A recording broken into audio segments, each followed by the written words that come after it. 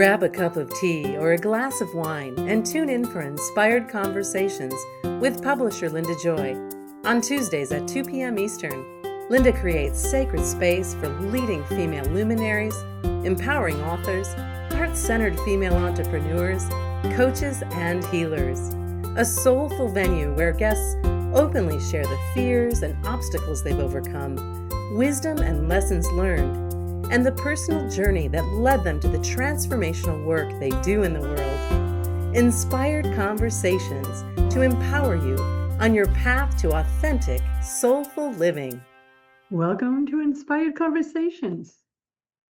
I'm your host, Linda Joy, Mindset Elevation Coach, Intentional Living Guide, and the creatrix of the upcoming Inspired Life Women's Weekend of Love, Light, and Laughter, coming right here to Massachusetts, April 11th and 12th of next year. And I am so excited to bring hundreds of women together for a whole weekend of nourishing your spirit, elevating your mindset, and transforming your life.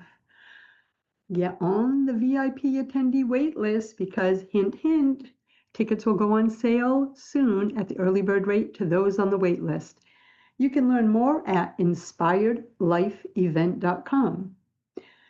I got to tell you, today you're in for a special treat. I have known my guest for 20 years. In fact, she was a speaker and exhibitor at numerous Love, Light, and Laughter events way back. And I'm so thrilled to say that she will be speaking and exhibiting again at the Inspired Life event in 2026. And today, you are in for a special treat, especially if you love anything to do with developing your intuition, open up your psychic abilities. Lisa Campion is a master psychic, energy healer, and prolific author who has dedicated her life to helping people access their intuition and their inner power. With over 30 years of experience, she has guided thousands of clients in their spiritual journeys, combining practical tools with deep metaphysical wisdom. She's the author of numerous best-selling books. Today we'll be talking about awakening your psychic abilities, but she's also the author of best-selling books, The Art of Psychic Reiki, Energy Healing for Empaths, and she is so passionate about empowering others to discover their own intuitive gifts. She's been featured all over the place, my friends. And Lisa, I'm so thrilled that you're here and that you will be with me in April. Oh, Linda, it's so amazing to be with you. I just love your events so much. And I can't wait to be in the energy of it. It's always so beautiful and inspiring and life-changing for me and for everybody else too. Well, I am so grateful for our conversation today because so many in my community, from Aspire Magazine and all the others, we're always talking about the topics of intuition, that we're all intuitive, right? That we all have the gifts. I think we've just forgotten them. So today we're going to be talking about how to help someone begin developing their psychic abilities, even if they think they don't have any. So let's go backwards a little bit because you've written so many soulful books. Tell us a little bit about your journey that led you to the work you're doing in the world, because I always find there's a thread that is leading us at all times. Yeah, I mean, I have kind of a funny story here. I grew up just outside of Boston. I was born in the 60s and I was one of those I see dead people kids, so I was always experiencing psychic phenomenon, things other people weren't. And I really started working as a psychic when I was 19. I think that was back in the 80s. And I don't know why I thought I could do that because I think you just think you can do things when you're 19, so you do them. And since then I became a therapist and, cause I quickly learned I didn't have enough skill to help people. So I went back to school and became a therapist. And then in 1999, I learned Reiki and added that to the mix. And these days I feel like my mission is to really help emerging psychics, empaths, and healers really step fully into their gifts because the world needs all the healers it can get. And my mission in life is to create an army of healers to go out there and save the planet. And all the things that we do, so many people are undergoing psychic awakening, starting their spiritual journey or, opening up spiritually and psychically. And I really like to help and mentor people through that process because I didn't have any help. I sort of had to do it old school of hard knocks. And if I can help somebody else not do that, that's a really good day for me. And I know how passionate you are about your mission because I've watched Yeah. you over the last 20 years, and you're really a leader in the industry, not just in New England where we live, but Mhm. globally because you become so respected for your mission, your message. And I think I want to start with this question because it shows up a lot in my private communities. What is the difference between being intuitive and psychic abilities or being psychic? And is there a difference? I think there is. And intuition is really when we tap into our own inner wisdom. It's like tapping into your higher self. And we might feel our intuition as like that sense of knowing, like I or feeling like I don't have a good feeling about this, or I just know something's gonna happen, or we feel it in our bodies. Um, and and it's how our higher self, how our own soul speaks to us is through our intuition. Super important, our intuition. Um, but it's really it's guidance we're getting from ourself. And psychic is a little different. Psychic is when we get information from outside of ourself. That might be your spirit guides, your the angels, the ascended masters, your dead grandmother who stops by for a visit and still likes to tell you what to do. Though that's we're getting information from outside, and it tends to be, it could be about our future, or we might see past lives. We might also, get really deep information about our purpose.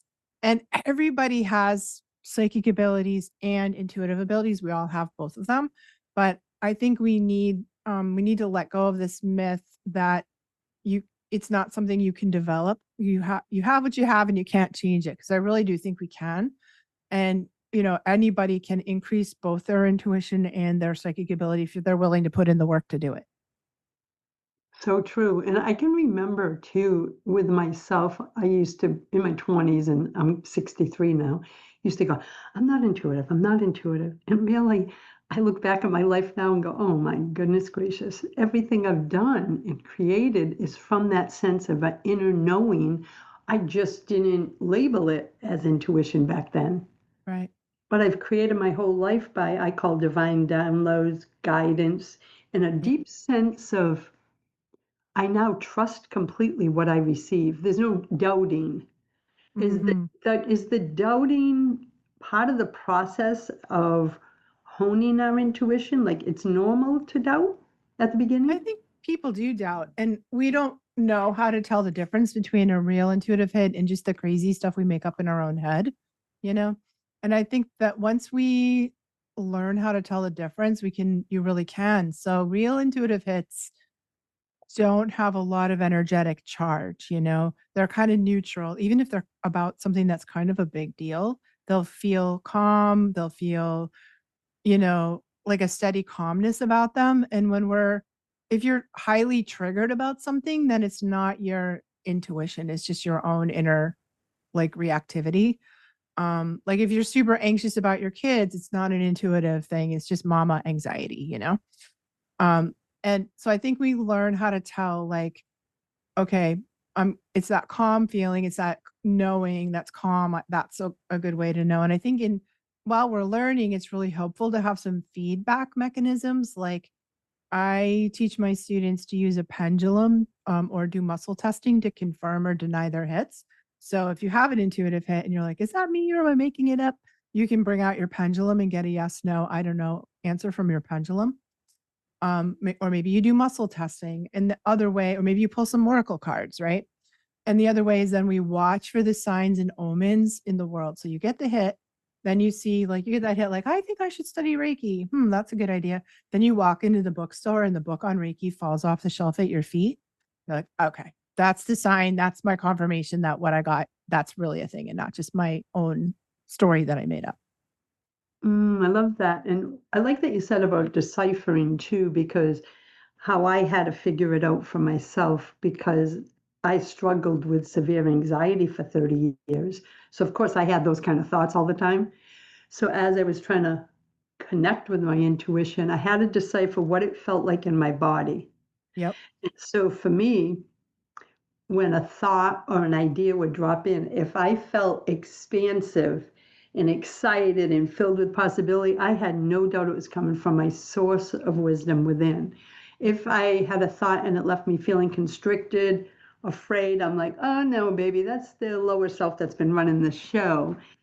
So it's another way of feeling, right? Feeling what it feels like in our body to receive. 100%. I call that the truth signal. And Oh, everybody has like a different truth signal. So some people cry tears, and those are called truth tears, when you hear the truth or you speak the truth.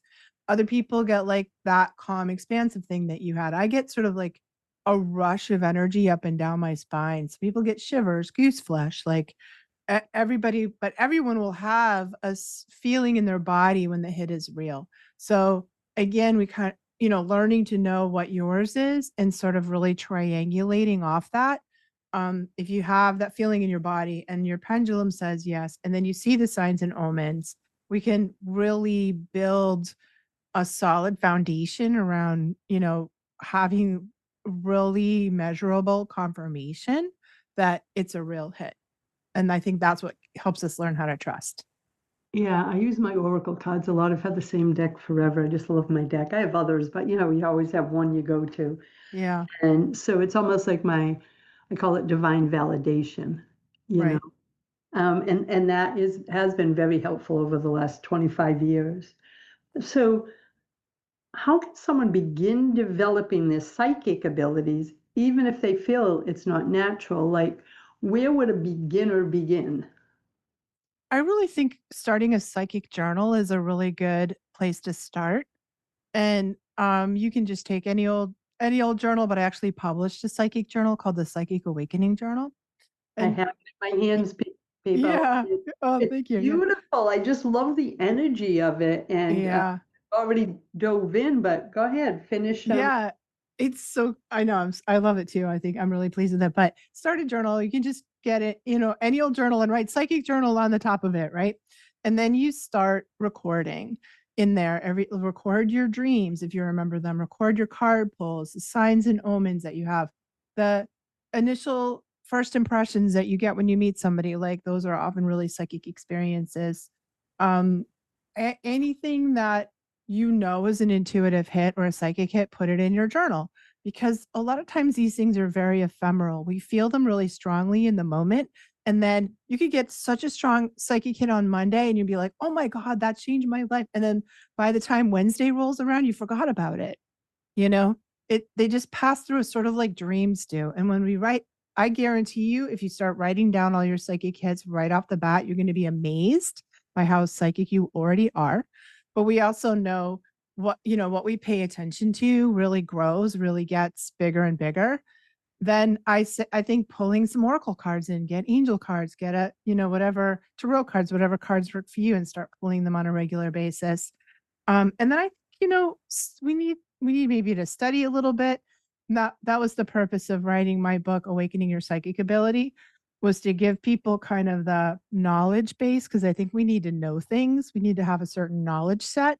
And then, you know, having that reflection time in the journal can really help pump up whatever abilities you have and pay attention to them even more. And I love that. And I love because you have the book, Awakening Your Psychic Ability, and then you have the Yeah. Psychic Awakening Journal. And before we go to our first break, I want to invite everyone to visit Lisa at lisacampion.com, learn about all her offerings, her events, and of course, her best-selling books. Lisa, we're going to take a quick break and we'll be back in a moment, my friends. Beautiful soul, are you craving a soul-nurturing community of women interested in personal and spiritual development? You're not alone. When you step onto the virtual campus of Inspired Living University, a sacred community and curriculum for women on the path of self-discovery, you become a soulful part of our high-vibe family of women where you can grow, learn, and be reminded of your truth and power. Along with 2 mindset elevation circles each month with founder Linda Joy, you receive on-demand access to a sacred curriculum that includes a library of personal and spiritual development classes led by leading luminaries, on topics that support you in living your most magical and intentional life. These high-value masterclasses are just the beginning of your transformational journey. Step into the circle today at inspiredlivinguniversity.com/sacred-invite. Welcome back. You're listening to Inspired Conversations. I'm with my friend Lisa Campion, Master Psychic, Energy Healer, and prolific author. Her most recent books are Awakening Your Psychic Ability and The Psychic Awakening Journal, guided prompts to develop your intuition and open up your psychic abilities. So one of the things I notice, and I'm curious if you do, I have grandchildren, one's 13, one's 25, and I identify them, and I think they would identify themselves as very empathic, very intuitive, wide open, especially both of them, but especially the youngest. She just came into the world that way.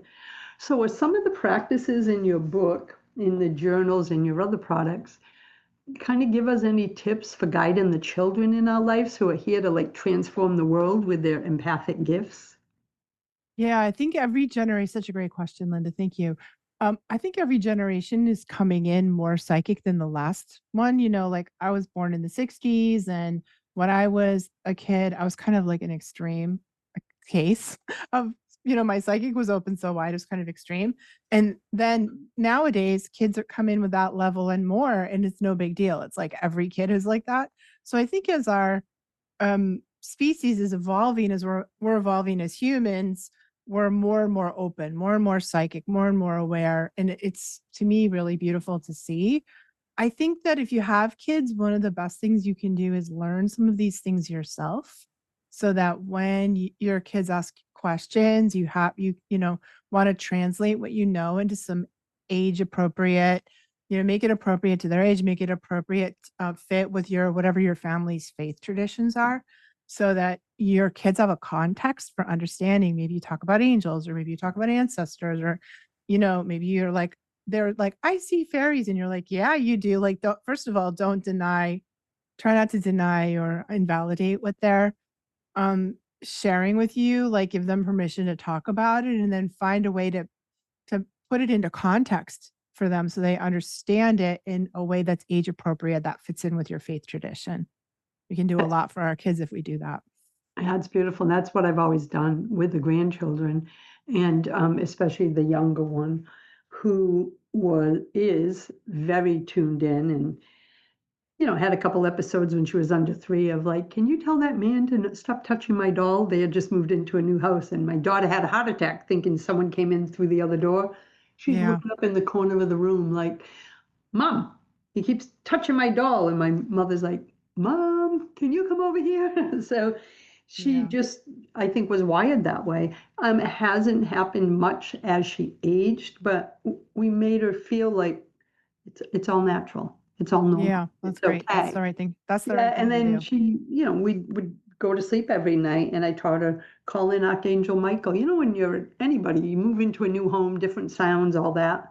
I Mm. wanted her to feel peaceful. And at bedtime in her new home, when she was about 3, she had some trepidation. So we created a beautiful Archangel Michael nighttime ritual so she could fall to sleep feeling safe. And here she is, 14 years old now, and she still remembers all that. It's part of conversations. And I think it is so important so they don't feel like they're different or anything is wrong with them. Yeah, yeah, and, like, I mean, back in our generation, Linda, like, if you were unlucky, your parents just drag you to the church and throw holy water on you, Oh my or, God, yes. tell you you're crazy or whatever. And my parents, they were like, "Oh, my parents were hippies, so I was kind of lucky that way, but they're like, "Oh, you have such a imagination, Lisa." And I was pretty sure it wasn't my imagination. I was like, "I don't think this is my imagination." But, but at least they didn't squash me. And I just think, like, don't make a big deal about it. Don't freak out, normalize it, and give them some context for understanding. And we can, so many people of our generation like had experiences like that when they were children. And I'm always shocked. I shouldn't be at this point, but I still am always shocked about how many people adults had really bad experiences have sort of PTSD around their childhood experiences. And that could be like you saw some scary things, but then your parents freaked out and punished you, shamed you, you know, or like disbelieved you. And it's kind of two parts trauma, whatever you saw, and then how whatever you experienced, and then however your parents reacted.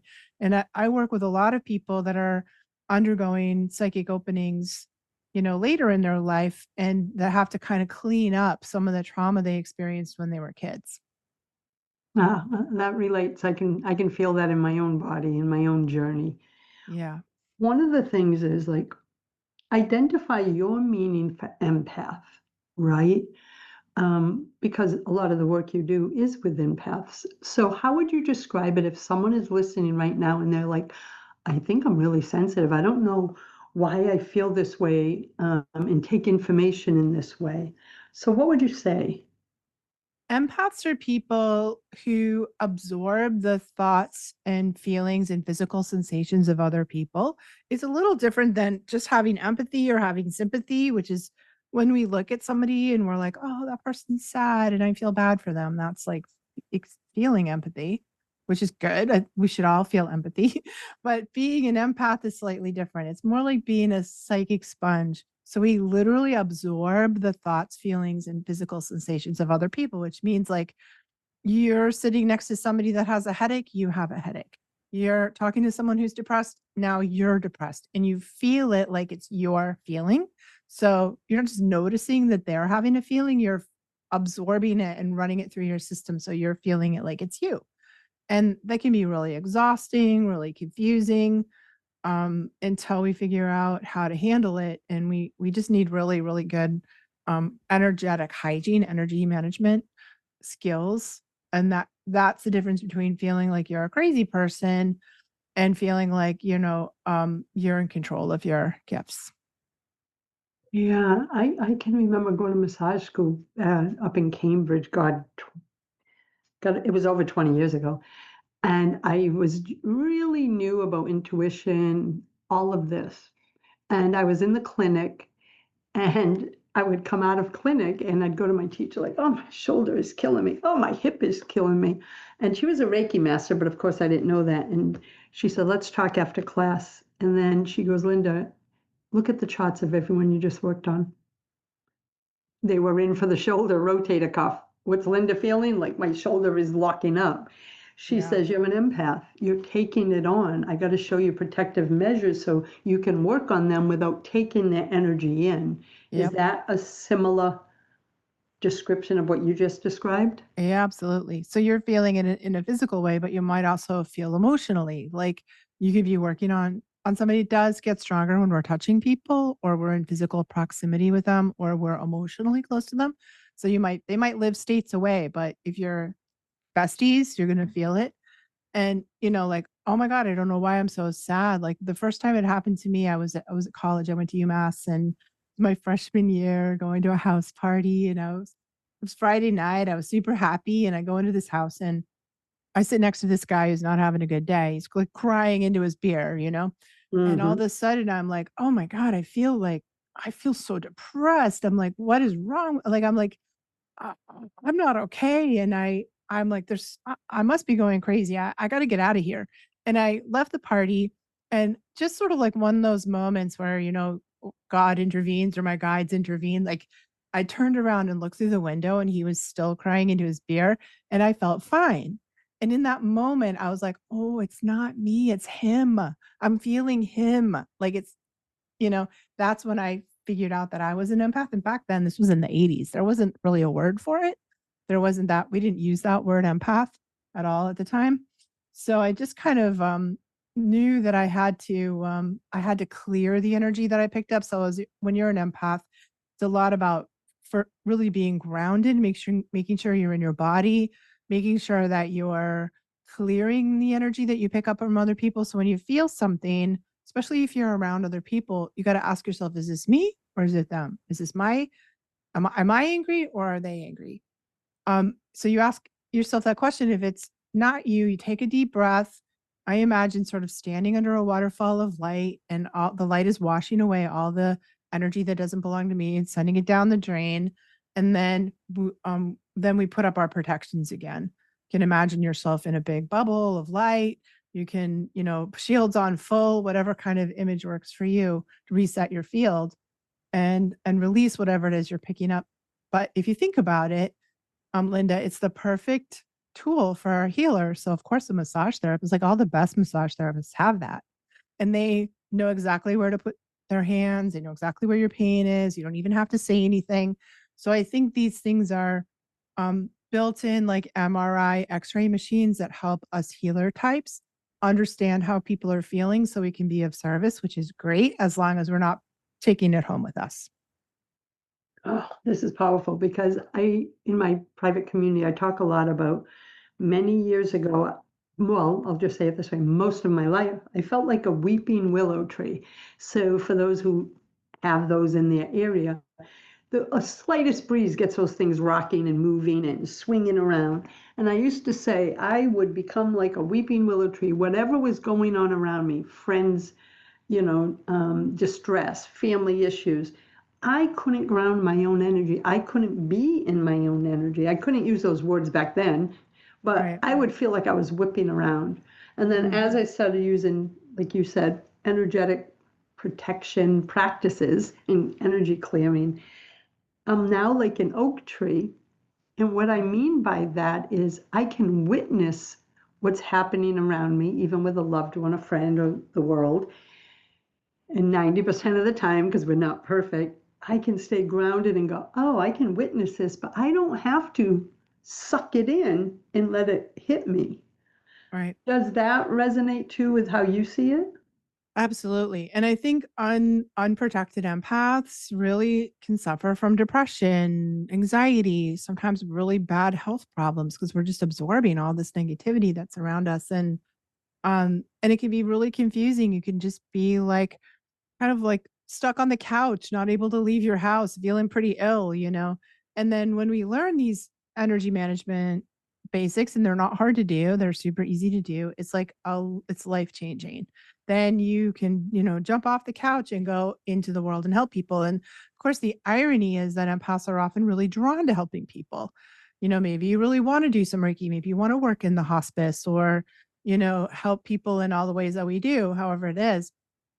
And yet that puts you in the line of fire of picking up a lot of difficult energy from people. If you don't, and knowing if you don't know how to protect yourself, you might not be able to even do it. But when you do, you can really, it's very liberating. You can feel free to roam about the world and do what you came here to do without having it take a big bite out of you. Oh, yeah. I think it was one of the greatest gifts I gave myself is learning how to protect my energy. Yep, me We're too. gonna take another break, Lisa. When we come back, let's talk about that. Some ways that maybe we can protect our energy, especially those aimed at those who are on the listening to the show who may be just beginning this journey. So we'll be back in a moment, my friends. Visit Lisa at lisacampion.com. Grab a copy of any of her best-selling books, as well as her newest one, Awakening Your Psychic Ability, and the journal, the Psychic Awakening Journal. We'll be right back. Coaches and aspiring guides, this is your time to increase your income and help clients experience real soul-aligned breakthroughs. Become a certified life purpose prosperity soul guide and learn how to help clients embody their elemental astrological archetypes for heart-aligned success, creating lasting shifts they'll deeply value and happily share. This nature-aligned certification provides you with practical tools to support your client's unique purpose and prosperity pathway, opening up powerful new ways to expand your business and increase your income. Lisa Michaels, creator of the Life Purpose Prosperity Blueprint, with over 30 years of proven results, personally mentors you through this dynamic system, grounding cosmic wisdom in earth-honoring leadership practices. Watch a free masterclass revealing how this sacred strategic work can elevate your offerings and your impact. Visit lisa-michaels.com/soulguide to explore your expansion opportunity today. You're listening to Inspired Conversations. Thanks for circling up with us today to learn more about unlocking your intuition and inner power. So let's say someone says, I believe I'm an empath. That's how I feel. What is one of the simplest practices to help them? I call it zipping up, but Yeah. what's one of the most common practices they can use so they can start to protect themselves?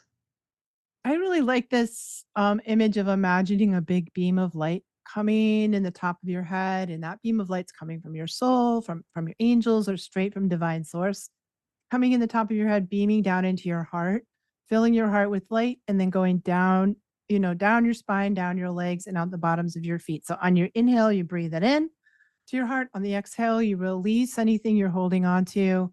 Or you can imagine it instead of a beam of light, you can imagine like a shower or a waterfall of light that's going all the way through you, releasing everything that you picked up that's not yours, anything that's yours that you're ready to let go of, down your legs, down the drain into the earth, releasing it. And then you can use some of that light to create like a bubble of light around you, that protective barrier. That protective barrier is really the outside edge of your energy field, but it's fine to imagine it like strong, super strong and bright and shiny. And we're just going to kind of program that to allow in energy that's supportive to us and to keep non-supportive energy on the other side. And we're the boss of what comes through and what can't. And that it's a simple, like my trick, Linda, is I sneak to the ladies' room and I wash my hands. I take some breathing with this water. I'm washing away what's not mine. Then I stand there for a minute and I imagine that waterfall of light. I breathe that way. I reset my shield and then I go back out. And I've done that in the middle of Costco, in the middle of an airplane, like anywhere you go that's dicey, or you're in the middle of Thanksgiving dinner, whatever you got to do where you need to kind of shake it off and reset yourself. Oh, I love that. Now, when you do a lot of big events, right? So when Yeah. you're about to enter a venue that has 200 people or 20,000, do you prep before you get there? Or is it just, Yes. I know it's probably second nature to you now. So what do you do when you know you're going into energy that you can't control what's there? Oh my gosh, and I also do this before I go into Costco, before I go into Walmart, because those places just seem to suck the life out of empaths. So I literally will sit in my car and I do the same thing. The other way you can do is roots down. So maybe I'll imagine, roots coming out of my feet, or roots like my tailbone extending into the big taproot of a tree, and getting it. That helps. It's a grounding technique to help us get really grounded and connected to the earth. Maybe we connect with the earth energy and we just pull it into our body, up our spine on the inhale breath, and blow it out the top of your head on the exhale breath. And again, put that some energy into the outside edge of your energy field. So you can go either down or up or both. And I'll do that for until I feel really solid and in myself. I do a lot of inner child work. So the book I'm working on right now, I'm writing my fifth book at the moment, and it's about inner child work. So I'll talk to my inner child and be like, it's going to be okay. We're going to be fine. It's going to be really fun. I got this, you know, and then I put my shield on and I go. And I do that before I do anything that I think is going to be challenging, or is like kind of chaotic environment, or kind of just psychically active anywhere there's a lot of people. And then I do it as needed. So I do it before I do sessions, out in between my sessions, anytime. It's like takes like 30 seconds, or a minute. And it really is a game changer. It's a little bit like, and the effects are cumulative. So the more you do it, the stronger your energy field gets, the more boundaried you become. And I think this gives us a leg to stand on to kind of set the harder boundaries. Maybe that's saying no to people, or learning really how to protect your time in a different way that can be really challenging. But if we start with these energy management fundamentals, it makes it easier, I should say. It and one of the things you said earlier is about, I think you said energetic hygiene. Yeah. And I tell my clients, I go, listen, you take care of your physical hygiene, but what about your emotional and spiritual hygiene? And they're like, well, what do you mean? And I'm like, every day in the shower, I use the white light.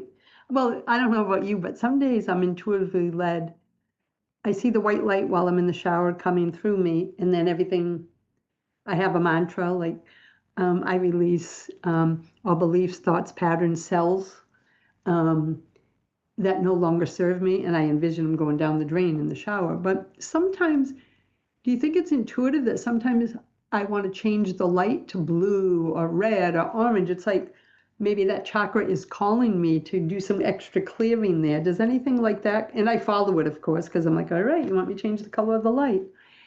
That's intuitive, right? That is my body guiding me to an area that needs clearing. That's how I see it. I love that. That's beautiful, Linda. Yeah, thanks for sharing that. And I think we can be intuitively led on that. Some days I just need to go outside and get my bare feet on the ground. Like if I'm having trouble, and it's hard to do that in New England sometimes, half the year, Yes. but I have like a, grounding mat that I work with. I think having a lot of tools in our toolkit can be really helpful. And today I need to do my practice outside, or I need to be walking around for it's usually about 20 minutes of like walking in nature. Your system will automatically clear itself. But even more if you think about it, if you do it intentionally. So I think having a lot of different ways to do it is really important. Yeah, and something you said too about, being able to put your feet on the ground. Because we live in New England, I'm like, I finally got my grounding mat and a grounding Yep. sheet. What a world of difference. Since World of last, difference. I think it was January I got it. Yeah. I've been gushing about it to every client. I'm like, I know. get this. It Me is too. magical. What I also I noticed too is my C-reactive protein inflammation has dropped, and the only difference I made was wow. grounding, sleeping on a That's grounding sheet. that's amazing. Yeah, I have grounding sheet too, and I have a grounding mat under my desk. I'm sitting Um, with it now, Me and too. Me too. And the I'm other like, thing, it I really helps. And so we are going to, we have a few minutes before our last break, but the world is so distracting right now, Lisa. It's overwhelming for so many, especially empaths. So, in this world full of distractions, how can someone learn to trust their intuition when so much is coming at them?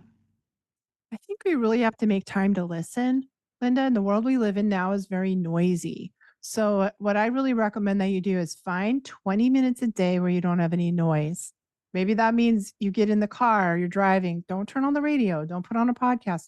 Or if you walk your dog, quiet walk, don't turn anything on. If you're doing the dishes or, meditating, staring out the window, we need quiet space where we don't have noise in our head, noise in our ear. We're not scrolling on our phone or listening to something because our guides can't get to us when we're doing that, you know?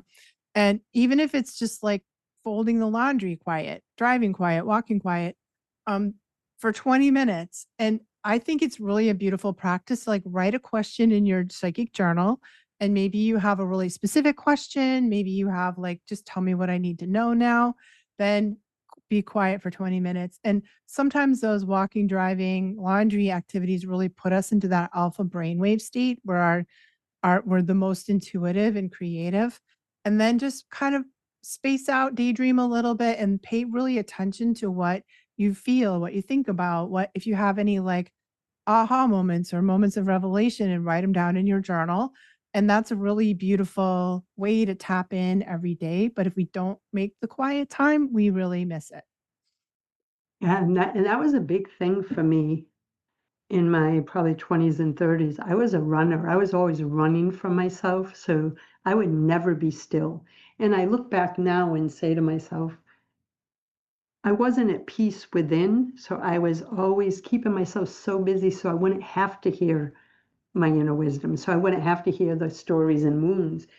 And I'll tell you, when I first started trying to create space to be, it was the most uncomfortable damn thing in way back Yeah. then, because Yeah. my pattern was just keep busy, just keep do. And now I teach it's all about being.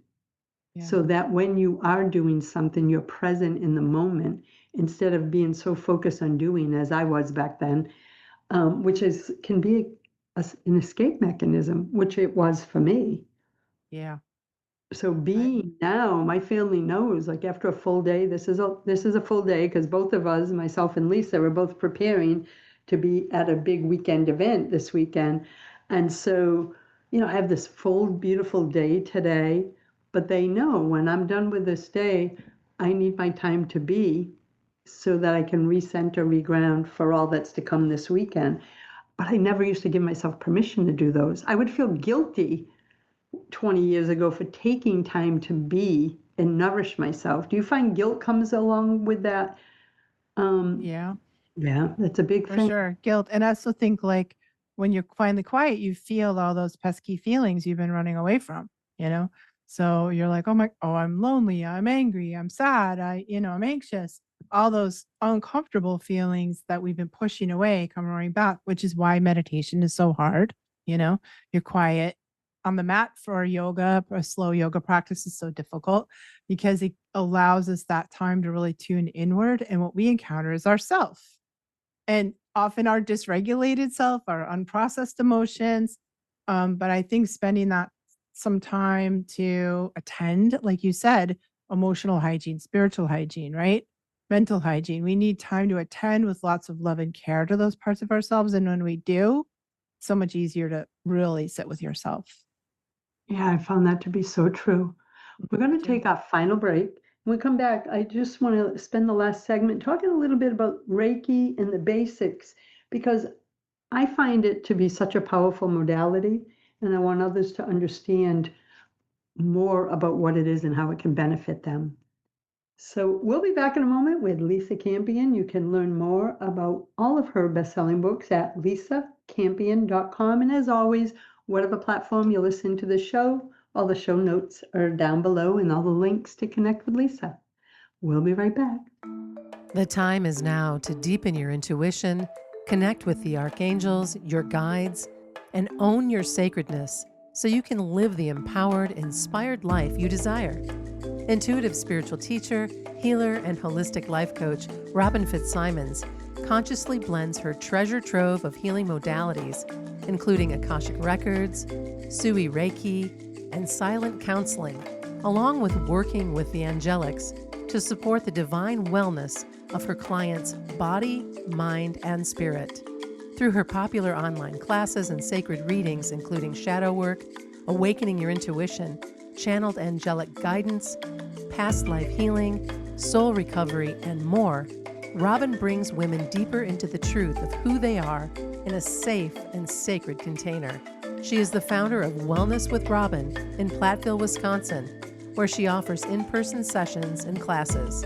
Learn more at wellnesswithrobin.com. Thanks for joining us as you're listening to Inspired Conversations. I'm your host, Linda Joy, and with me today is Master Psychic and best-selling author, Lisa Campion. So, Lisa, Reiki is a big part of your life, your teachings, your programs. So, explain what the basics of Reiki are and how it differs from other forms of energy healing. Reiki is a gentle, hands on energy healing technique from Japan. And I think sometimes we can think about it like acupuncture without needles is kind of a good visual for it. And when I learned it in 1999, it was still pretty fringy and it was still kind of a strange thing to do. But now it's in 800 hospitals through the United States. All the big hospitals in Boston have full time Reiki staff. And there's been a lot of research that says it's really good for mental health treatments. It's really great for anxiety and depression. It's used in pain clinics around the world for non narcotic pain relief. It's used pre and post surgical. And if you go, if you're having cancer treatments at Dana Farber Cancer Institute, one of the best cancer institutes in the world, they have a full time Reiki staff there that can help, give you Reiki that really significantly diminishes the side effects of chemotherapy. So it's been really, which makes me so happy, it's been really accepted as a legitimate healing modality by Western medicine and mainstream society. It's been around for a long time now. And I think it's also a really great entry point for people who are thinking they maybe want to become a healer or they're curious about doing self healing. Because when we first learn, it's easy to learn, doesn't take very long, anyone can learn it. And when we do, we have a really powerful self-healing modality. You can work on yourself, your friends, your family, your pets, your food, your water, everything is going to get Reiki afterwards. And such a beautiful entry point into the world of spiritual and personal growth. I think everyone should do it. So would you say it's accessible to everyone, right? Can Yeah, children learn Reiki? absolutely. Okay. I've taught children, teens, everybody, especially Reiki level 1. And, you receive some lessons, you learn some stuff. The teacher does an attunement for you, which allows you to connect in with the frequency of Reiki. Then every time you can put your hands on yourself, or anytime you put your hands on anything, that's going to get Reiki. So, and it's so cool because your hands get hot, most people's do. And we really can like feel the power of healing in our own hands. Like, oh my God, I didn't really believe in this, but now my hands are hot and I put my hands on my skeptical spouse and he can feel it. And there's something really beautiful about the tangible quality of Reiki that I think opens the door to a larger spiritual reality for so many people. It's so beautiful. And I can remember when I took Reiki 1 way back. At first, I was skeptical. I was so new on the path. I'm like, what is this? I think her Mm, name was Vi, was my teacher. You may know who she is. And so I can remember when I finally just kind of relaxed into it. I can remember feeling the pulsing, mhm. like between my hands and the energy, and then the pulsing when I was working on someone, almost like I can't explain it, but it felt like pulsing in the palm of my hand. Yeah. And is that something that people have described too? It's like Yeah. that was what I can clearly remember from back then. You can feel like heat, tingling, pulsing. You can feel sort of like the wrong ends of the magnets, like a resistance feeling. And some people don't feel the energy movement, but they feel the results of it. So you might feel happy, peaceful, joyful, energized. So even if you can't feel the energy, some people are really sensitive to energy and they can feel the energy, but even if you're not, you're going to feel the results of it. It always left me feeling very relaxed and grounded. Yeah, me too. So good That's for you. yeah, that's how no matter what I had going on that day when I stepped in and had a treatment, I was like, oh, why don't I do this every day? Because I it would know. just bring I call it like it's like coming back home to yourself, like pulling Yeah, your energy back into your truth instead of leaving it scattered out there in the world. it's so beautiful, Linda. It's a great description. That's how I experienced it. I love We it. have just 3 minutes left. Let's talk about something because your book is about psychic ability. And what are some essential techniques for psychic self-defense and why are they important? I think that what we talked about is as the energy management fundamentals is really where you start. Having a good energetic boundary works. Like we're going to this expo tomorrow. I'm staying in a hotel. That Murphy's Law puts me in the haunted hotel room every single time. Um, and even if it's not haunted, there's going to be some like leftover energy from other people. Because think about all of life that happens in a hotel room, and psychic self defense. I think for the most part, most of the time we're defending ourselves against other people's energy, but sometimes it's the spaces that um we occupy. So I'll be bringing my space clearing kit with me so I can clear that room, maybe clear the whole hall floor I'm on or the whole building. And I'll definitely be clearing myself after the intense days at the expo. So I think psychic self-defense is really like kicking it up a notch on how do we ground clear and protect ourselves in dicier and dicier situations. I love that because so it's nice to know I'm not the only one that travels with a little kit. I have my spray, I have my crystals, I have a Yeah, little tuning fork so I can me too. clear. Yep. And it's so funny that you said this because I was meeting with the event manager at the Quincy Marriott probably 3 months ago. I had already signed the contract. This event was a go. And I said, hey, is there any events going on Friday in the, where the ballroom and all that? She goes, no, actually, no, it was a Thursday. She goes, no, actually, there isn't. Why? I said, because I'm going to be coming here often from, for that year up to my April event. And I said, I go in and energetically clear every room, 4 corners, call in the divine of every single breakout room, the foyer, the ballroom, but I do it numerous times for the reason you just said. Mm-hmm. Think about how much energy imprints are there. And I Yeah. only want people to feel love, light, and laughter. So Yeah. it's about creating the sacred intention to call in align with the energy that you want to create with. And Right. so I'll be doing the same thing when I get to the hotel room tomorrow at the event. And I can't wait to see you, my friend, in person. I know. It'll be so nice to see you there, Linda. Yeah, it's going to be magical. And I want to thank you just for the work you're doing in the world, because I've watched you touch and transform and support so many hundreds of people just in my community, just that I know of, never mind the global reach you have. And I think it is so important now more than ever that we own our light, we own our gifts, and we share them with others. I think that's what life is really about. Thank you so much. And right back at you. So I've seen you grow and change and take a bigger spot on the stage. It's so lovely to see that too, Linda. And I also appreciate you for all the work you're doing too. Well, thank you, my friend. And I want to invite everyone to take the time today to visit lisacampion.com. You'll learn about her best-selling books, including The Art of Psychic Reiki, Energy Healing for Empaths, programs, events, and so much more. And of course, grab a copy of Awakening Your Psychic Ability and the Psychic Awakening Journal. You were drawn to this conversation today for a reason, my friend. Just lean in, trust, and open your heart to receive all the gifts that Lisa has waiting for you and all the gifts within yourself. Thank you, Lisa, for joining me. Thanks, Linda. Thanks for having me here. Until next time, my friends, choose love, choose joy, choose happiness. Blessings, everyone. Thanks for listening to Inspired Conversations with publisher Linda Joy. Join our sacred space every Tuesday at 2 p.m. Eastern and meet leading female visionaries, empowering authors, heart-centered female entrepreneurs, coaches, and healers.